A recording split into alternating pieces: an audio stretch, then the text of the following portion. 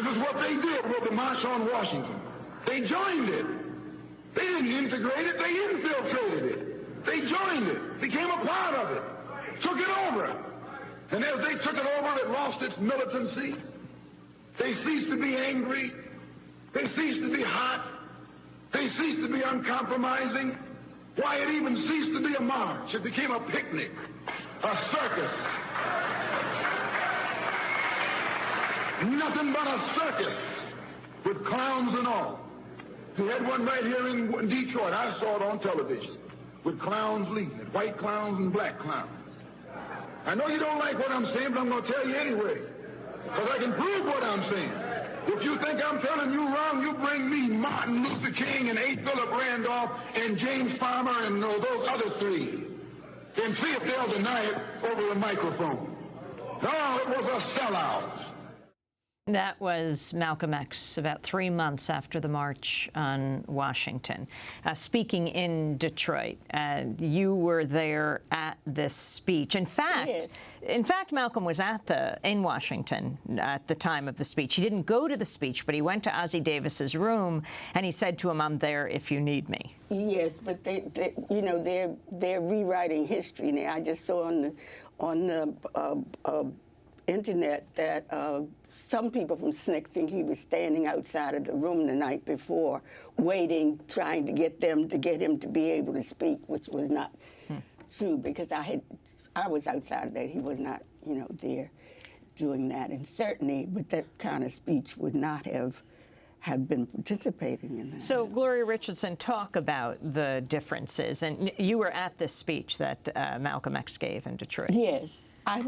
Well, there had been a grassroots conference that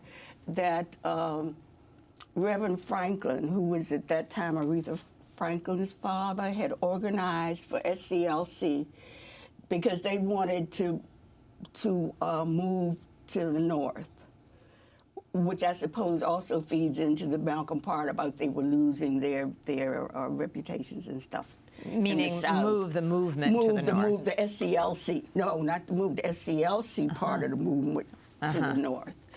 And I was at the conference. I was bored, but somebody there told me as I came out of one of the workshops that you're in the wrong place. You need to go over to Reverend Klieg. And I had not heard of him before, Reverend Klieg's church. But when they said, and I think Malcolm's going to be there. So I thought, well, I've never really heard him speak nor met him. So I said, okay, fine. So the people I was staying with took me over there. A man from Cambridge, they'd gone through medical school and had a clinic in Detroit, very middle class. And he took me and sat while Malcolm spoke. I think by the next morning, his whole head was turned around. And I said, wait a minute, you have a different position over here. You need to calm down. But he made that speech, and we talked some, and then we invited him to Cambridge. You invited Malcolm X? Malcolm X to Cambridge, but he had gone to Europe, and there was some confusion. And actually, I think it was that Louis Farrakhan, they sent him a man from Washington, and we were having this big demonstration, and he was just horrible. I mean, we always thought of the Muslim people being strong, if you touch me, I'll fight and stuff.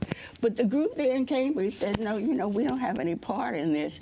And when he gave his speech, you could just see people in the audience, we were supposed to be having a demonstration, they were going, getting just blah, what. But so he never really got there. Adam Clayton Powell did.